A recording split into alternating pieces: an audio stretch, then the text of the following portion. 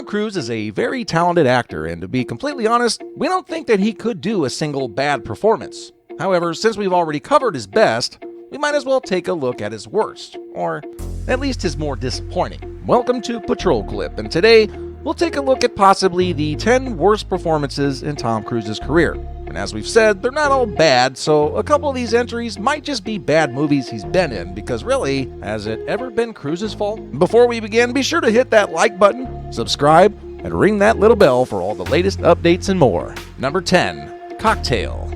The first 30 minutes or so of Cocktail are actually pretty decent. The film has a breezy charm that's typical of so many other 80s Hollywood films, and seeing Cruise begin his career as a bartender is pretty fun to watch. But then the movie gets downright silly, and continues to become even sillier as it goes along. This is a profoundly dumb movie in which not a lot really happens. Cruise's Brian Flanagan is interested in one thing, and one thing only: Brian Flanagan. Indeed, the central driving force behind the story is the aim of making money, although this through line makes sense within the context of the late 80s and early 90s yuppie culture. Cruise's performance is pitched a tad too high here, with his excitement more off-putting than infectious. But you can see shades of the natural charisma and charm that would be further honed in subsequent films. Cruise's range was on full display in 1988, as it was the year both Cocktail and Rain Man hit theaters. See how long you can look at Cruise's inexplicably serious expression on the poster for this movie about flair bartenders without laughing. Number 9. The Mummy.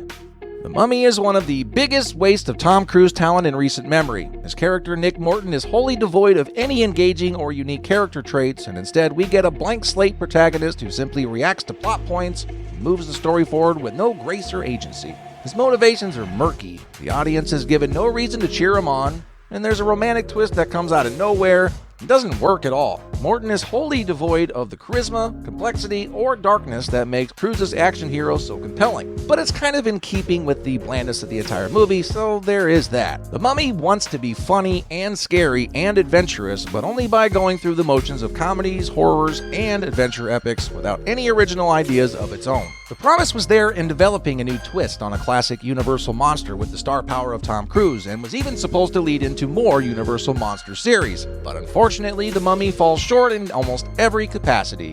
What a total disappointment. Number 8. Days of Thunder.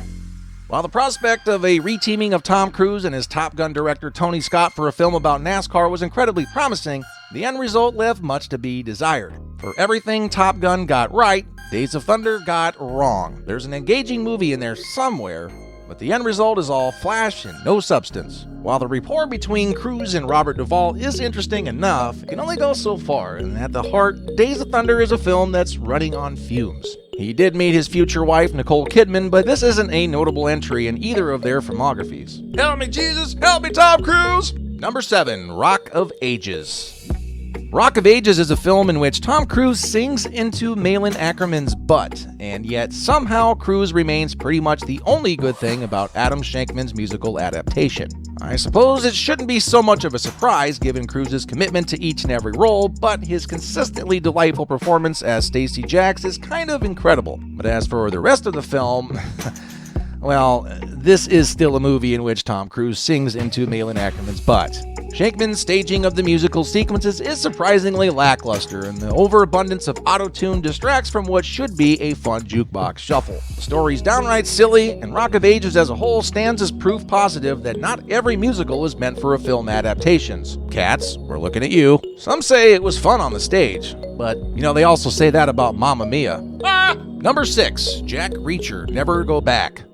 We're not mad at you, Jack Reacher, Never Go Back, just, disappointed. The first Jack Reacher was a surprisingly rich, thrilling, and artful twist on the action hero formula, with Cruise delivering a dark and confident turn as the lead character. The sequel, however, feels like what should have been the story for Jack Reacher 3 or 4, as it introduced a potential daughter into the mix that throws Jack Reacher's life for a loop. We really could have used more time fleshing out the Reacher character first before introducing this blast from the past element, and in the hands of director Edward Zwick, it almost falls flat. The story isn't nearly as compelling as the first, and the action lacks a certain oomph that director Christopher McQuarrie brought to the original. He passed on directing the sequel as he was busy with another Cruise vehicle, Mission Impossible: Rogue Nation. The film isn't entirely devoid of merit. Kobe Smulders makes a strong case for leading an action franchise of her own. Cruise delivers another solid performance, it's just a disappointing step down in quality from the pleasant surprise of the first film. Still cruising with us? Awesome! Be sure to stick around a little more because now we're getting into the movies from Tom Cruise's career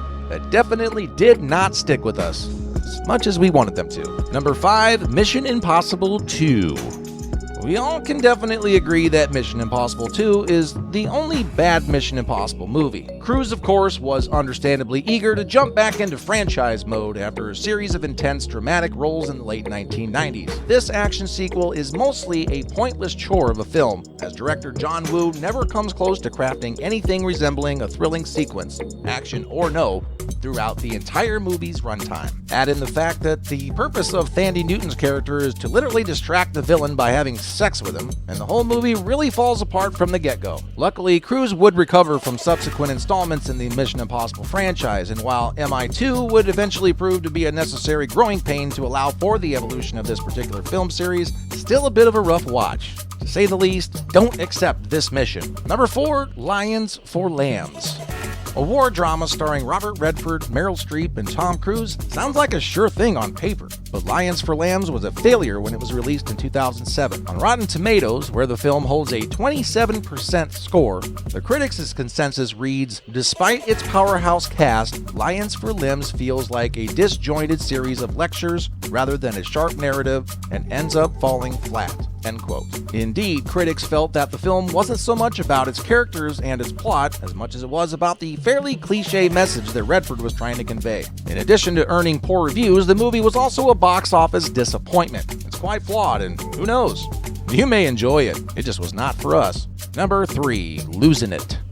Before you start writing down in the comments how this is an 80s classic and it shouldn't be on the list, psst, newsflash, there's a movie called Risky Business that's actually 10 times better than this one. One of Tom Cruise's very first movies was also one of his worst reviewed, Losin It. In this 1983 comedy, Cruise stars alongside Cheers' Shelley Long. He plays a teenager who, along with his friends, travels to Mexico in order to lose his virginity. Hot dog. Back then, the review by the New York Times wrote that the film isn't without its likable moments, but it isn't overloaded with them either. Luckily for Cruise, his other movie that same year was the much better received The Outsiders, and the following year he had his big break with Risky Business. If you're watching this one through nostalgia goggles, sure, it can be a good time, but if you look past that fail, it doesn't really hold up that well. Number 2, The Color of Money. Okay, now you guys can debate with us in the comments. We're certainly aware that this was a controversial ranking. We can't help but feel how much of a disappointing film it was. Martin Scorsese working with Cruise and Paul Newman should have been reason to celebrate, but The Color of Money, a follow-up to the Newman vehicle The Hustler, is shockingly rote and by the numbers, marking one of the most disappointing films on Scorsese's resume. The film came out in 1986, same year as Top Gun, and it's fascinating to compare Cruise's overexcited and boyish performance here with the assured confidence and complexity with which he tackled Top Gun. Quite the contrast. Sure, the hotshot character of Vince is meant to be more adolescent in nature, but Cruise and Scorsese overshoot and result in something that's more akin to an annoying kid brother than a likable protagonist. The Color of Money, it just kind of sits there. Not terrible, but not great. Wholly unremarkable, and frankly, kind of boring. You all now have permission to invade the comment section. And our number 1 top worst Tom Cruise film of all time, Valkyrie. Valkyrie is one of the most curious entries in Cruise's resume. On paper, this thing should have been terrific, with Bryan Singer helming a World War II dramatic thriller starring Tom Cruise, written by Christopher McQuarrie, and again, sounds terrific, but in execution, the story of the failed plot to assassinate Hitler fails to ever really take off. Kind of ironic with planes involved. It's a fascinating film in that it's tough to really pin down exactly why it doesn't work, but a big contributing factor is the simple fact that everyone watching knows exactly how this thing's gonna end, so it's tough to muster enthusiasm or root for this group of individuals whose plan is doomed for failure. Cruise is okay in the role of Colonel Klaus von Stauffenberg. The supporting cast does an okay job in capturing the inner workings of the Nazi army, and Singer is okay at stitching the whole story together. But in the end, there's little to write home about. Nothing that really makes the film stand out as anything more than a curious, but forgettable maverick. No pun intended. Well, we hope you enjoyed our controversial list of Tom Cruise's worst and most disappointing movies. We're pretty sure that we've named them all, but if we missed one, be sure to leave a comment down below. And while you're at it, hit that like button and subscribe for more videos like this one. And until next time.